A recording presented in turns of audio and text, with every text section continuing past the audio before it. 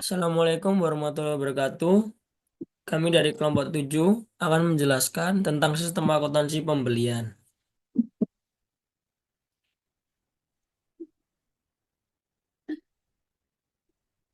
yang beranggotakan dengan saya sendiri.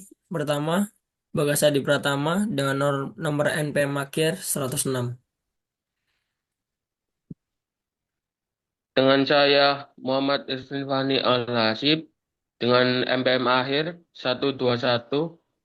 Dengan saya Arnold Kiani Ardianta Haji dengan NPM akhir 344.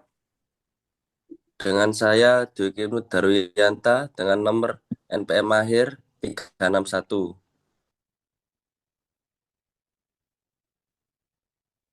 Selanjutnya akan dijelaskan oleh rekan saya. Pengertian.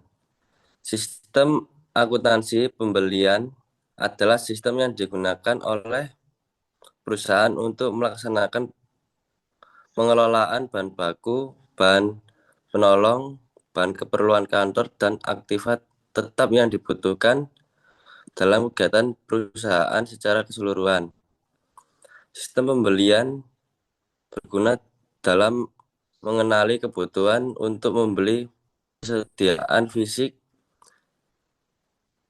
dan melakukan pesan ke pemasok. Selanjutnya,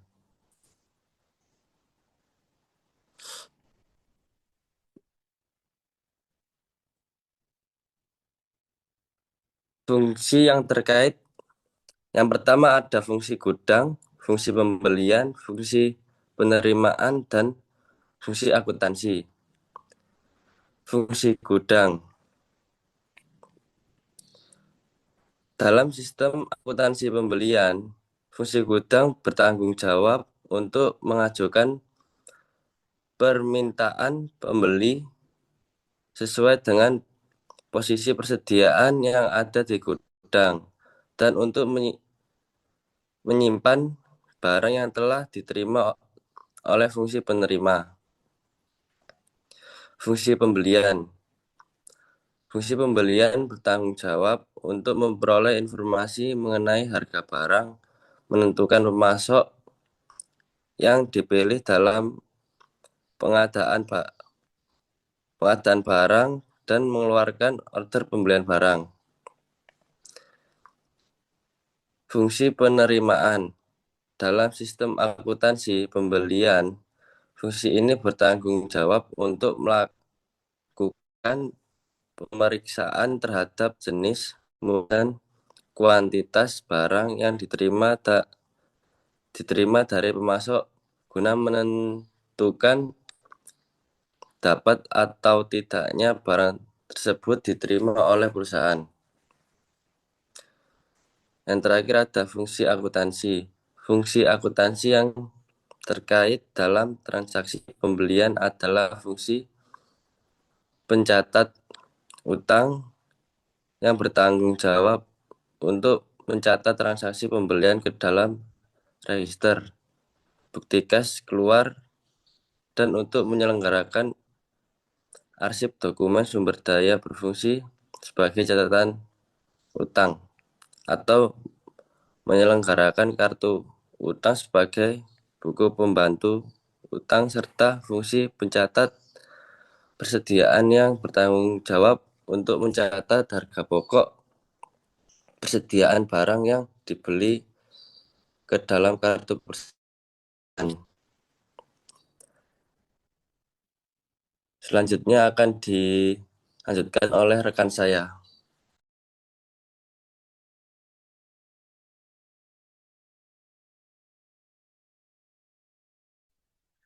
Oke, selanjutnya ada dokumen yang digunakan. Dokumen yang digunakan dalam sistem pembelian adalah sebagai berikut. Ada 5. Yang pertama adalah surat permintaan pembelian. Lalu yang kedua ada surat permintaan penawaran harga. Yang ketiga ada surat order pembelian. Yang keempat ada laporan penerimaan barang. Dan yang kelima ada bukti kas keluar. Oke, yang pertama surat permintaan pembelian. Surat permintaan pembelian Dokumen ini merupakan formulir yang diisi oleh fungsi gudang atau fungsi pemakai barang untuk meminta fungsi pembelian. Melakukan pembelian barang dengan jenis, jumlah, dan mutu seperti yang tersebut dalam surat tersebut. Lalu yang kedua ada surat permintaan penawaran harga. Surat permintaan penawaran harga, dokumen ini digunakan untuk meminta penawaran harga bagi barang yang pengadaannya tidak bersifat berulang kali terjadi, tidak repetitif, yang menyangkut jumlah rupiah pembelian yang besar. Lalu yang ketiga ada surat order pembelian. Dokumen ini digunakan untuk memesan barang kepada pemasok yang telah dipilih. Dokumen ini terdiri dari berbagai tembusan dengan fungsi sebagai berikut. Yang pertama ada surat order pembelian. Dokumen ini merupakan lembaran pertama surat order pembelian yang dikirimkan kepada pemasok sebagai order resmi yang dikeluarkan oleh perusahaan. Lalu yang kedua ada tembusan pengakuan oleh pemasok. Tembusan surat order pembelian ini dikirimkan kepada pemasok, dimintakan tanda tangan dari pemasok tersebut dan dikirim kembali ke perusahaan sebagai bukti telah diterima dan disetujuinya order pembelian serta kesanggupan pemasok memenuhi janji pengiriman barang seperti tersebut dalam dokumen tersebut. Lalu yang ketiga ada tembusan bagi unit peminta barang. Tembusan ini dikirimkan kepada fungsi yang meminta pembelian bahwa barang yang diminta telah dipesan. Lalu selanjutnya ada arsip tanggal penerimaan. Tembusan surat order pembelian ini disimpan oleh fungsi pembelian menurut tanggal penerimaan barang yang diharapkan sebagai dasar untuk mengadakan tindakan penyelidikan. Jika barang tidak datang pada waktu yang telah ditetapkan, lalu selanjutnya ada arsip pemasok. Tembusan surat order pembelian ini disimpan oleh fungsi pembelian menurut nama pemasok sebagai dasar untuk mencari informasi mengenai pemasok. Lalu selanjutnya ada tembusan fungsi penerimaan. Tembusan surat order pembelian ini dikirim ke fungsi penerimaan sebagai otorisasi untuk menerima barang dan jenis, spesifikasi, mutu, kualitas, dan pemasoknya seperti yang tercantum dalam dokumen tersebut. Lalu selanjutnya ada tembusan fungsi akuntansi. Tembusan surat order pembelian ini dikirim ke fungsi akuntansi sebagai salah satu dasar untuk mencatat kewajiban yang timbul dari transaksi pembelian. Lalu yang keempat, lanjut laporan penerimaan barang. Laporan penerimaan barang, dokumen ini dibuat oleh fungsi penerimaan untuk menunjukkan bahwa barang yang diterima dari pemasok telah memenuhi jenis, spesifikasi, mutu, dan kuantitas seperti yang tercantum dalam surat order pembelian. Lalu yang kelima ada bukti kas keluar. Dokumen ini dibuat oleh fungsi akuntansi untuk dasar pencatatan transaksi pembelian. Dokumen ini juga berfungsi sebagai perintah pengeluaran kas untuk pembayaran utang kepada pemasok dan sekaligus berfungsi sebagai surat pemberitahuan kepada kreditur mengenai pembayaran remittance advice. Selanjutnya ada slide selanjutnya ada catatan akuntansi yang digunakan. Catatan akuntansi yang digunakan untuk mencatat transaksi pembelian yaitu ada 4. Yang pertama, registrasi register bukti kas keluar. Yang kedua ada jurnal pembelian. Yang ketiga ada kartu utang. Yang keempat ada kartu persediaan. Oke, yang pertama register bukti kas keluar. Jika dalam pencatatan utang perusahaan menggunakan voucher payable prosedur, Jurnal yang digunakan untuk mencatat transaksi pembelian adalah register kas keluar. Lalu yang kedua ada jurnal pembelian. Jika dalam pencatatan utang, perusahaan menggunakan account payable procedure, jurnal yang digunakan untuk mencatat transaksi pembelian adalah jurnal pembelian. Lalu yang ketiga ada kartu uang. Jika dalam pencatatan utang, perusahaan menggunakan account payable procedure, buku pembantu yang digunakan untuk mencatat utang kepada pemasok adalah kartu utang. Jika dalam pencatatan utang perusahaan menggunakan voucher payable procedure yang berfungsi sebagai catatan utang adalah arsip bukti kas keluar yang belum dibayar. Lalu yang keempat ada kartu persediaan.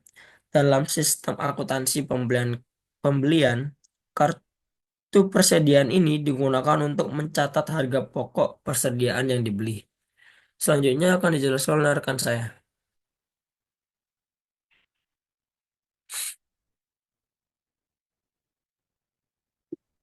Untuk selanjutnya ada jaringan prosedur yang membentuk sistem akuntansi pembelian. Berikut ada 10 prosedur yang membentuk sistem akuntansi pembelian. Yang pertama ada prosedur permintaan barang, permintaan pembelian. Yang dimana dalam prosedur ini fungsi gudang mengajukan permintaan pembelian dalam formulir surat permintaan pembelian kepada fungsi pembelian. Dan yang kedua ada prosedur permintaan penawaran harga dan pemilihan pemasok, yang dimana dalam prosedur ini fungsi pembelian mengirimkan surat permintaan penawaran harga pada para pemasok untuk memperoleh informasi mengenai harga barang dan berbagai syarat pembelian yang lain untuk memungkinkan pemilihan pemasok yang akan ditunjuk sebagai pemasok barang yang diperlukan oleh perusahaan. Dan yang ketiga ada prosedur order pembelian.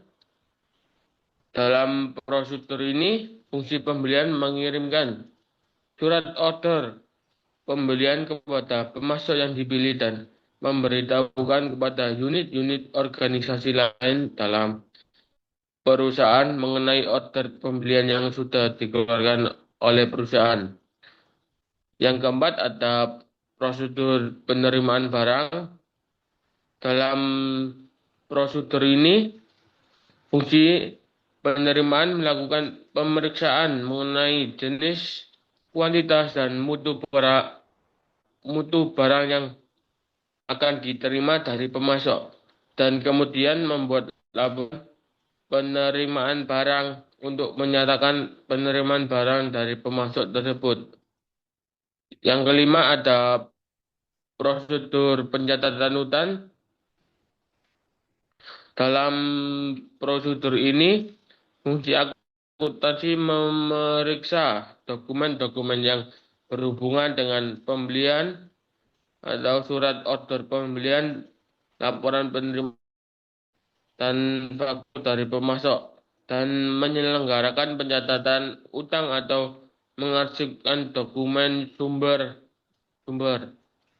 Dan yang keenam ada prosedur history pembelian, yang dimana prosedur ini meliputi distribusi rekening yang didebit dari transaksi pembelian untuk kepentingan pembuatan laporan manajemen.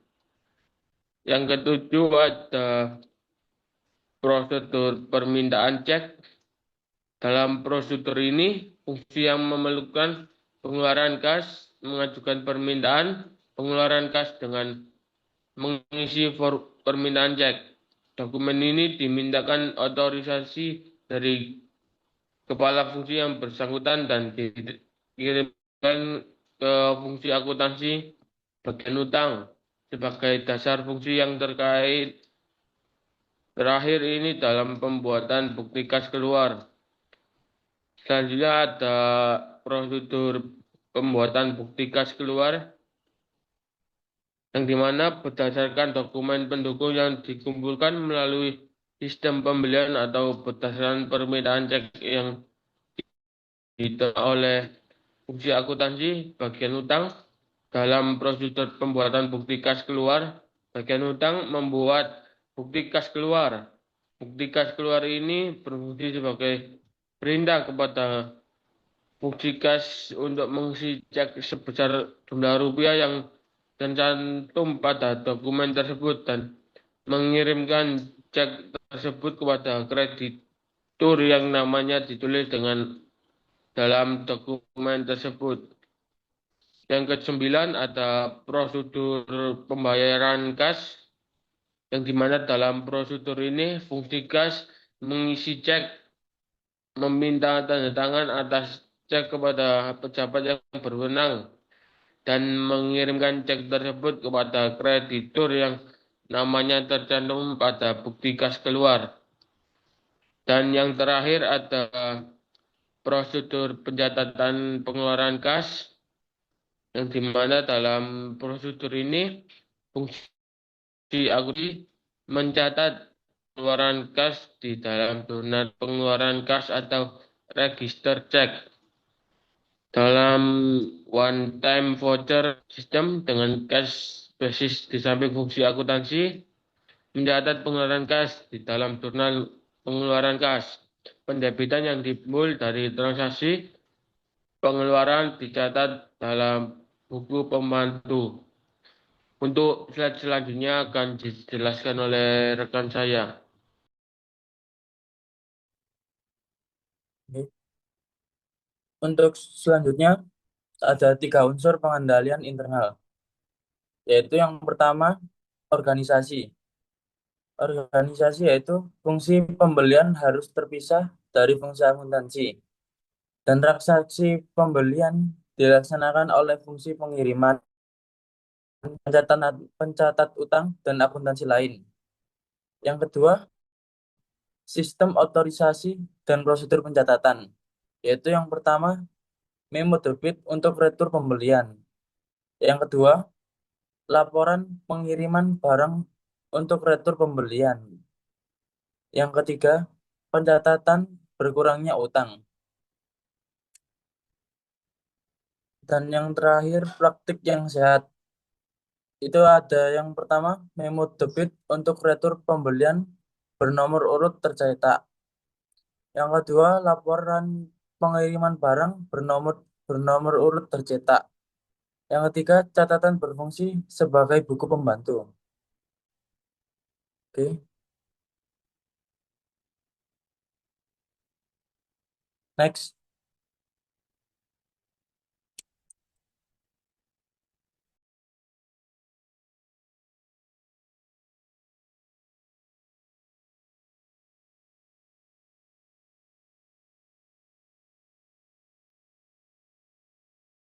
Oke, baik. Sekian dari kelompok kami. Terima kasih. Maaf jika ada salah kata.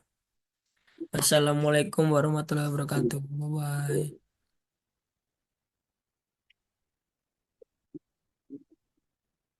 Next. Eh. Ya, apa lagi?